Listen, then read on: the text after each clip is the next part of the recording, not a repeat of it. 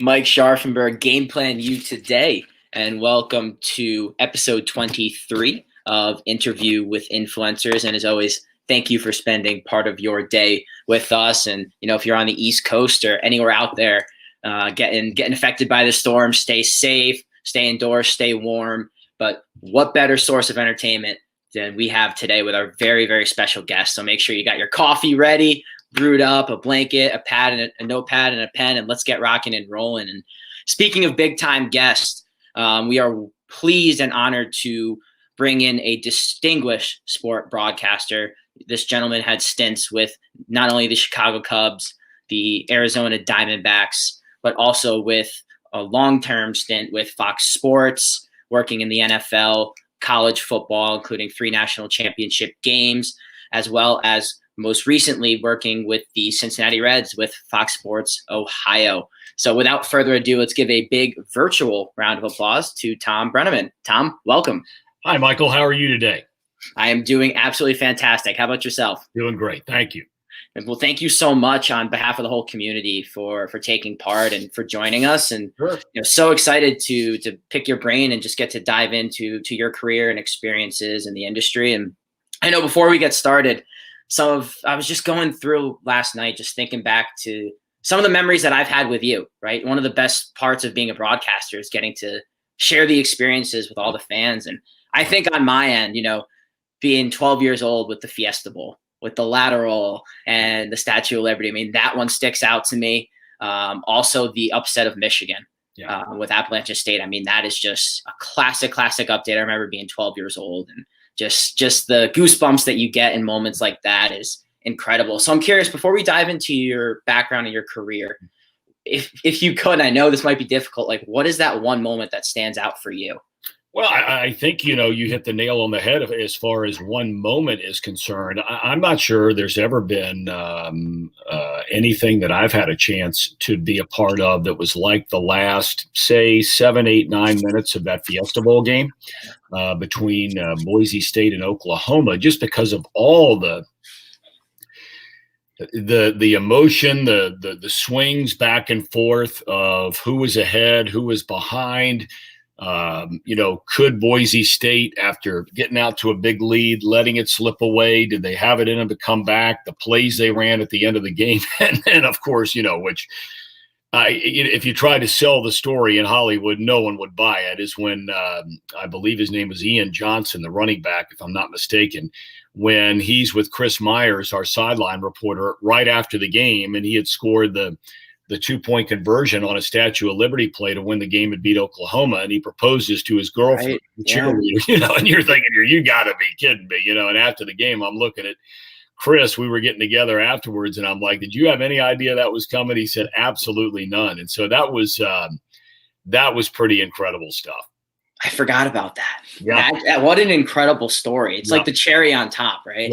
Yeah. Like, unbelievable. Well, thank you again for jumping on, and let's dive into your career. Obviously growing up with a father in the business, right? Mm-hmm. Spending 45 seasons with Cincinnati Reds, I mean, an incredible run.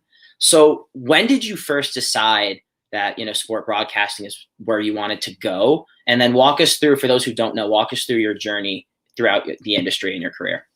Well, like a lot of kids who go to college, I'm often amazed. I have a daughter who's a senior in high school right now and going through the whole college application process. I'm just amazed by kids, young people at that age, 17, maybe 18, who know what they want to do for a living. I certainly did not fit into that category. And I was a sophomore at Ohio University. And I remember I was up for 4 or 5 days studying for exams. You're tired, you're drinking tons of caffeine. And I worked every summer down in Nags Head, North Carolina at a grocery store and lived with my grandparents. And so I jumped in the car. I'd been up for a number of days studying, and I get about 5 hours into the trip. I'm driving through West Virginia. I had not even turned on the radio. I was so out of it. I'm not even sure I should have been driving, looking back on it now. But, I turned on the radio, and I remember hearing the great broadcaster, Don Criqui, was doing some NBC radio sports update on some affiliate in West Virginia. And there was something that had happened the night before in sports. And, for people your age and people older than you, it's hard to imagine a world where ESPN was really kind of getting going, but they really didn't have their feet underneath them yet. And so there was not this constant 24-hour access to sports information back then like there is now. And so I remember hearing him talk about something, and I thought to myself, man, I've grown up around sports my whole life. It's the first time I can ever really remember something big, and I don't know what the story was, but something big that had happened in sports the night before, and I didn't know about it. And I thought to myself, I'm not so sure that I don't like knowing what's going on in sports. And so I called my dad when I got down to North Carolina, and I said, hey, do you know anybody in Athens, Ohio in radio? Because my parents and I had an agreement that if I was blessed enough to have my parents pay for my college, that I would never ask them for any money, ever. It wasn't one of those deals where it's like, hey, mom and dad, send me a check, or having a credit card or anything like that. Not like today. And so I had a job while I was going to school. I was bartending first couple of years. And so he had called the guy who ran the Reds radio affiliate in Athens, Ohio, a guy named Dave Palmer, who I'm still very close with now. And I came back the next year and started working at the radio station, not on the air initially, but then, in a lot of college towns, you have people that kind of come in and come out, and they're trying to, get into a bigger market and that kind of thing. And so, a DJ slot opened up like 10 o'clock at night, which when you're a college student, that's a really cool gig to have. You can have your buddies or some girl call you and play a song for them. And then they got a talk show opened up, drive time afternoon on the AM station. And so, it really started there. And then we had a chance to start broadcasting Ohio University women's basketball games. They had a really good run for a couple of years and made the tournament. And so I got a chance to start broadcasting their home games. And that's really where the whole thing, really got started was announcing Ohio University women's basketball back in 1985, I think it was. Love it. And then who would have knew where it would lead from there? And so walk us through some of the recent roles and the transition from, starting, with the Cubs and then the Diamondbacks and then ultimately with Fox Sports. One question I have in particular is, how are you able to balance that and pivoting from sport to sport and perform at such a high level for each sport? It's a blessing to get the chance to do it. And, I always suggest to young broadcasters that don't think that any sport is quote unquote beneath you, because, when I started right out of college in Cincinnati, I went to work at the NBC television affiliate in Cincinnati. I was not on the air. I was a weekend producer. Jerry Springer was our Monday through Friday news anchor. I got a chance to be around him every day. What an unbelievable guy he is. I mean, fun, and learned so much from him, smart. But anyway, so, then I had a chance to get on the air and start doing some reporting. And then, again, for young people, it's hard to imagine back in those days, if it wasn't the Cubs or maybe the Mets or somebody like that, most major league teams only did about 55, 65, 70 games a year on television. That was it. And I worked for the station that was a flagship station of the Reds TV at WLWT. And Jay Randolph was announcing the games with Johnny Bench, and each of them had to miss about 8 or 10 games during the season for different commitments they had. Jay was with NBC, and Johnny was doing stuff for CBS Radio. And so they needed somebody just to fill in, and they didn't want our Monday through Friday sports anchor, Steve Physiak, who's gone on to have a great career, now the announcer for the Kansas City Royals. But they asked me to fill in for those games. And so I had a chance to do them. And then the next year I did them full time with Johnny Bench. A year and a half later, I applied for the Chicago Cubs job, didn't tell anybody about it, figured I had no chance to get the job. They were going to have a ton of people apply for it, and did. And a lot of people who were a much, much, much better broadcaster than I was, and maybe still am. And so I thought I had no chance. I didn't even tell my mom or dad about it, anybody. And I wound up getting the job, thank God. And so that was really a springboard, that job, for everything else that followed, because the Cubs were on a superstation back in those days, WGN. Every game was on coast to coast on virtually every cable system in the country. And so when Fox started, And it's hard to imagine for people now because Fox has had such incredible success for almost 30 years now. You know, when I got a phone call about auditioning to do a football game for Fox, that was like somebody calling you, Michael, on the phone right now and say, "Hey, Window just got the rights to the NFL," and you're thinking, "Who is Fox? Never heard of Fox." And so, I called Chris Collinsworth, who lives here in Cincinnati, and I said, "Hey, man," I said, I've done a lot of baseball, done a lot of basketball, but not football.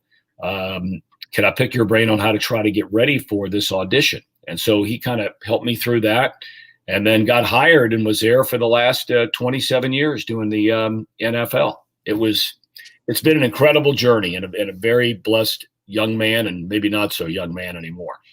Yeah, I mean, it just goes to show it's one opportunity after another, and how one thing will lead to the next, and such an incredible story. And I'm curious now, and we could take this in two ways, because I am a huge proponent of mentorship.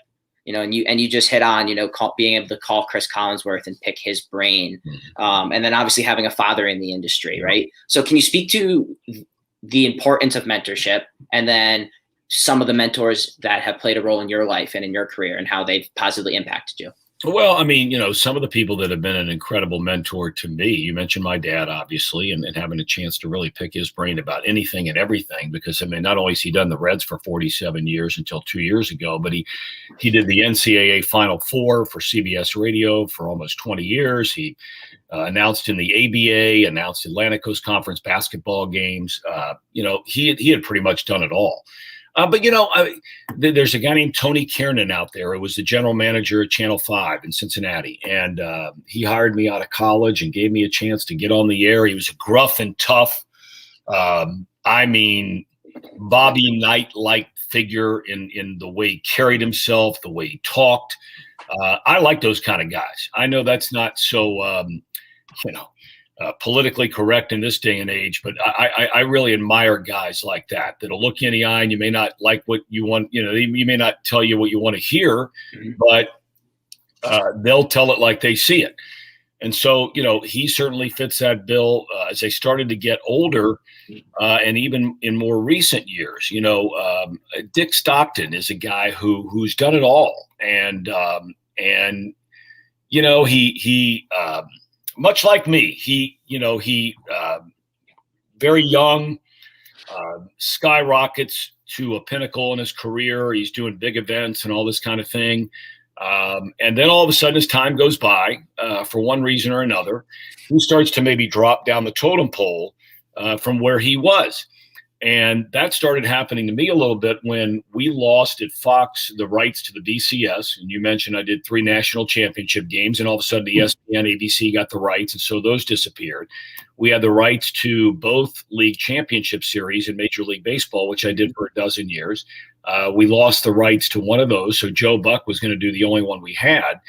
And so, now all of a sudden you're kind of going, man, you never took it for granted, but you were really sitting on top of the world in a lot of ways professionally. And now all of a sudden you're still grateful for being gainfully employed and a great job, but you're just not doing the events that you were doing.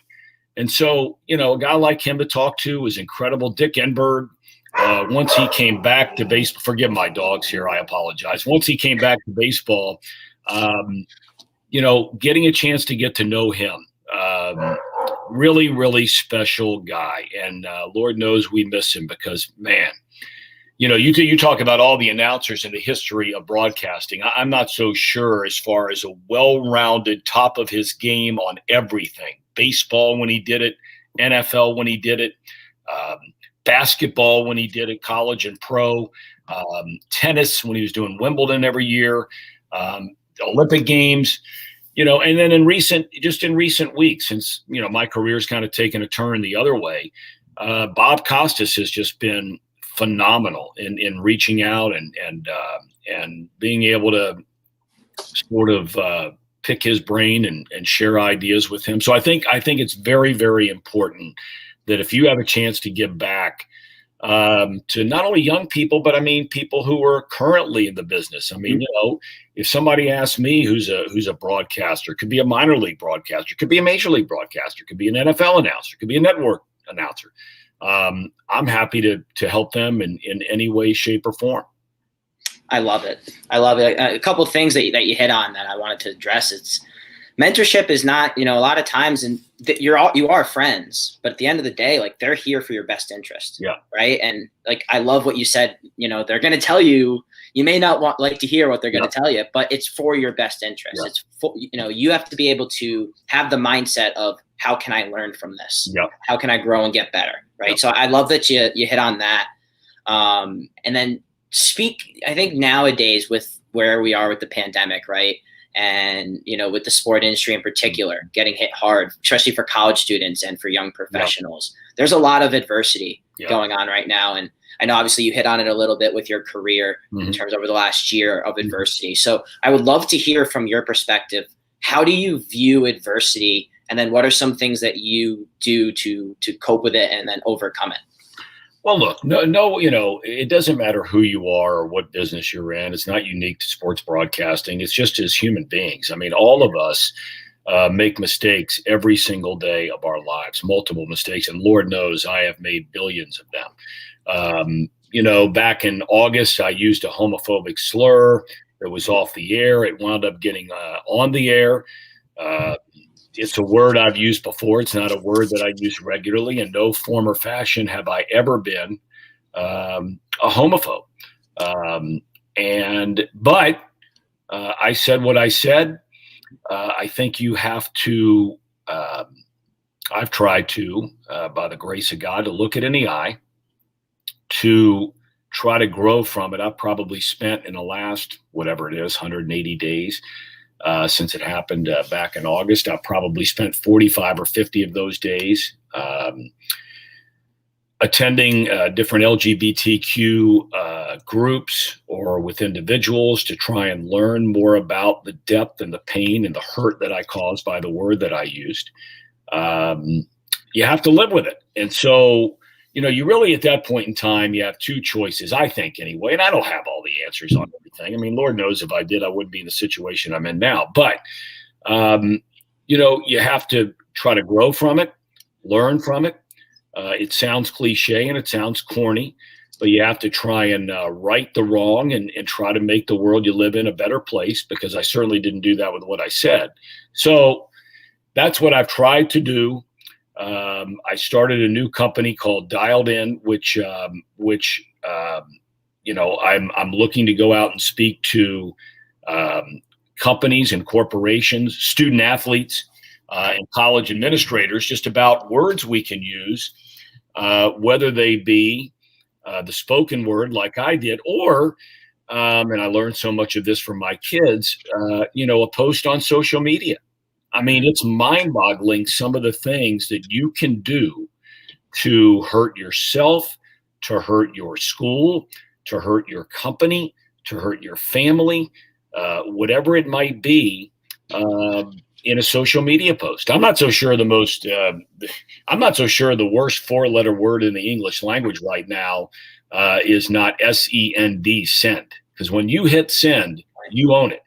And Lord knows how that can affect you in many, many, many ways. So true. So true. And I think the key message there, and it's something where I really try to live my life every day, is we all make mistakes. Mm-hmm. Obviously, the severities are different, but you're faced with two roads. You're faced with that road of just, okay, it is what it is. Yeah. And that's the easy road, or the hard road where it's going to be difficult. It's going to be a long journey. It's going to be humbling, but what are you going to do? I know one of my mentors, Larry Long Jr., former guest, uses the acronym E, right? You can control your emotions, your attitude, your actions, and how you treat others. Mm-hmm. And that's all you can control. You may have made that mistake, but what are you going to do to make it better? And that's what stood out to me most about you, having this distinguished career, and then obviously having this adversity, but that you're taking the steps to make a positive impact. Because everybody deserves that second chance. Well, everybody has to determine if they're going to give somebody else a second chance. I grew up in a family where my parents were divorced and things weren't always easy. But, both my parents, I think, And thank God for it. I think they realize the importance of forgiveness. I think that Bobby Bowden, the former great football coach at Florida State, he used to, they'd have a kid that did something. I mean, I'm not talking about like really something bad, but something that was not so great. And he'd be in a press conference or an interview, and the person in the media would ask him, say, "You really going to give this kid a second chance?" And he would look the person back in the eye, and he did it a number of times. And he said, "Well, let me ask you something. If this was your son, would you want me to give him a second chance?" And at that point in time, most of the time, that discussion came to an end, because whether it's our mom and dad, whether it's our friends, our brother, our sister, our kids, you know, giving people a second chance, I think makes you a better person. There was an article written about me after I said what I said, and there was a professor from the University of Virginia, and I don't know her name. I don't really care what her name is, to be quite frank about it, but she was quoted in that article as saying something along the lines of, "This guy never deserves a second chance to work in broadcasting again." And I thought to myself, if I ever met her, I would just ask her, is there anybody in her life that she gives a second chance to, in any form or fashion, not just to go back to work, but just, or is that her attitude about all of it? And I thought to myself, man, I'm glad that most people don't have that in their heart. I don't think they do. I completely agree with you. And at the end of the day, you can't control how she feels. You can control what you're doing. That's right. And the positive impact you're making. And like I said, it's making a difference. It truly is. Yeah. So in terms of lessons, let's dive into that a little bit. So if you could go back to, your first day early on with the Reds, right? And you're transitioning into the career in broadcasting. Mm-hmm. What are some lessons that you wish you knew then that you've experienced throughout your career that you would tell yourself back then? Well, I think that social media has changed so much of the way we live in so many ways. One of my fondest stretch of time was when I worked with Harry Carey for the Cubs for 6 years, and I was around him every single day. And it pains me deeply to think, and I'm quite certain this is true, it pains me to think that a guy like him would not get a job today. And there's no way he would. There's no way. The things he said on the air, the things he did when he would go out at night. And I don't mean hurting anybody or anything. I'm just talking about hitting the bars and Lord knows I was with him every step of the way because he'd invite me along. And who's going to say no to Harry Carey? Yeah. He goes coast to coast but it's really, it's a shame. Lesson. I just think that, people your age and now people my age and a lot of, all of us, no matter what you do for a living, you have to just be so careful about everything you say and everything you do. And I just think it's a shame. You never gain experience, and I can't remember what the quote is, but you basically can't gain experience in life unless you make mistakes. And everyone, as we talked about already, makes mistakes. Mm-hmm. But now they're so highlighted. They're so blown out of proportion. I'm not on Twitter, and I never will be on Twitter and Joe Buck and I used to talk about this because he wasn't on it and then went on it. And I used to talk to him about it every time I'd see him. I'd say, Joe, why in the world would you subject yourself to that? I mean, I have enough people in my life that tell me I'm not any good at something. But I don't need tens of thousands of people to read about it, about how crummy an announcer I am, or how, I made the mistake on this during a game. I mean, it's just so lessons, you got to just be so careful, I think, today in everything you do and everything you say. And I think that it's turning this whole society into this homogenous vanilla, don't make any waves. And I don't mean, in relation to what I said, because that's not tolerated at any point in time anywhere. It was a horrible thing to say, and I hurt a lot of people. I'm just talking about in general. Mhm. You know, you have people that don't agree with someone else's politics, and now all of a sudden they're told that, they're this and they're that. I mean, the word, for example, racist. My whole life when I was growing up, and I had a stepfather who's African American, and so back in those days, when a white woman married an African American man, it was a pretty big deal in a community, especially in the Midwest part of the country. And I worked with him. We used to do the University of Cincinnati basketball games together. Derek Dickey's his name. He since passed away. God bless his soul. And I mean, when you start calling people a racist, that is a serious charge. And to call them that because you might not agree with their politics, I don't know. I just think that there's a lot out there that we need to be very, very careful of, because there are so many who are just looking to put us in a box and label us X, Y, and Z. And I wouldn't want that to happen to anybody or any young person out there who's trying to get their career going. I agree wholeheartedly. And it's not an easy subject to talk about, but it's something that needs to be talked about. You can't bury it under the rug. And I think going back to Twitter, you are what you eat, right? And what you consume. And That's if you right. choose to consume negativity, you're going to be brought down. Well said. And Yep. it's infectious. So Yep. choose the positives, right? Yep. And that's why we're here in this community that we're building. And in terms of, my background in business development and sales, I'm going to fail, 1 out of every 10, you Yep. may get a solid lead, right? But Yep. you learn from the mistakes that you make. Yep. Nobody's perfect. And I Yep. love what you hit on there. So I know, wrapping up here, diving in, there's been some really great nuggets flying around here for the career seekers out there. And I know you hit on something earlier in terms of broadcasting. And I think this goes for any field. There's no role beneath you. There isn't, because you will be able to learn wherever you go. So for those who may be struggling right now, whether they're graduated college and they can't find a job in the industry, or they got unfortunately let go or furloughed, Mhm. what advice would you have for them? It could be broadcasting, it could be sales, it could be event management. Any student there, what advice would you give them? Well, I think that, and again, Michael, I don't have the answers on everything. I think that you have to ask yourself if what you are doing or what you're trying to do is something you really, really love to do. And no one has loved announcing sporting events more than I have. I say all the time, I've really never worked a day in my life. I mean, is there a lot of preparation involved in terms of putting together a board for an NFL game or get ready for a baseball or basketball game? Of course there is, but that's not. I never looked at that as work. I enjoyed every minute of it. So you have to ask yourself, okay, is this something I really love to do? If that's the case, then I think you just have to keep grinding. And in starting this business venture of mine, I haven't had to grind for a long time. And what I mean by that is that, I poured everything I had into getting ready for a football game or a baseball game and preparation, that kind of thing. But as far as grinding, like you're talking about, people who have been furloughed, they've been let go, they can't find a job.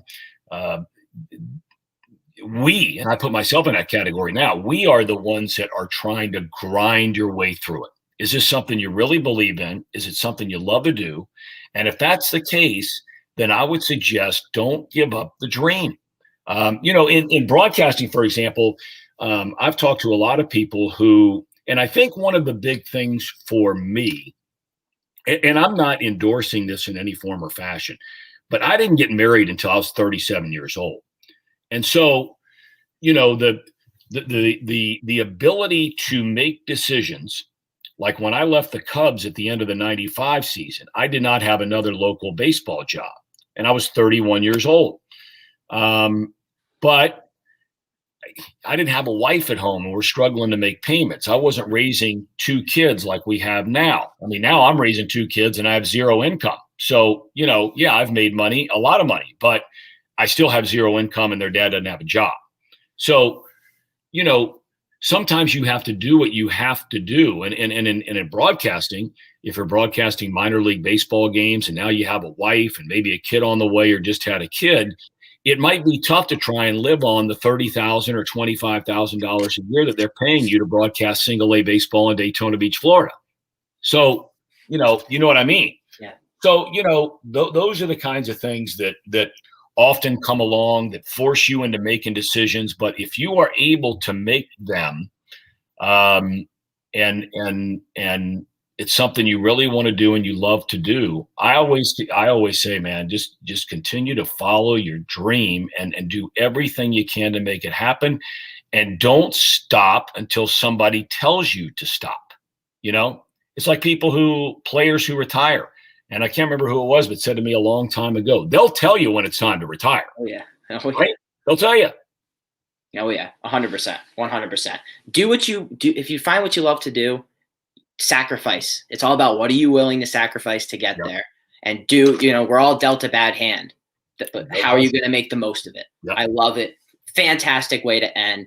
Thank you so much for your time. The nuggets were flying, as I said. Before we sign off, like I said, I am a firm believer in second chances. I always have been, for good people. And I believe good things happen to good people. And obviously everything you're doing right now with Dialed In, I'm a huge advocate for. Anything I can do to help that, just let me know. So with that said, Reds Nation, Fox Sports Nation, fans of yours, how can they best support what you're doing right now? Well, like I said earlier, here's the bottom line. Oftentimes, and probably one of the 2 or 3 most legendary figures in the history of sports marketing is a guy named Jim Host. He's 83 years old, lives in Lexington, Kentucky, owned Host Communications, and sold to IMG Learfield, which of course is all over the place in collegiate sports now. He was the one that came to me about this idea. And, there are so many millions of dollars being spent right now on racial issues, inclusion issues, whatever it might be. And a lot of those people are doing great work. As he said to me, there are a lot of people that can talk the talk. There are not many people that can talk the talk, but also have to walk the walk. And so right now, I'm walking the walk. Thank God for it. I tell my wife all the time, it's going to be the best thing that ever happened to our family and our kids and me when all's said and done, part of a bigger plan. And so if anybody's interested in having someone come and talk to their student athletes, talk to their employees, talk to the people in their administration, whatever it might be, they can go to Dialed In TB, T as in Tom, B as in Brennaman, dialedintb.com and check it out. I will throw that in when this gets up and posted, 100%. And again, thank you so much for your time, and just keep out there, keep making that impact. And we're looking forward to hearing you back sooner rather than later. Well, hopefully you're right. And Michael, good luck with you and your new job with the Tennessee Titans. I'm very excited for you, and God bless you, young man. Thank you so much. God bless you too, Tom. We'll link up soon. Have a good one. You too. Yep.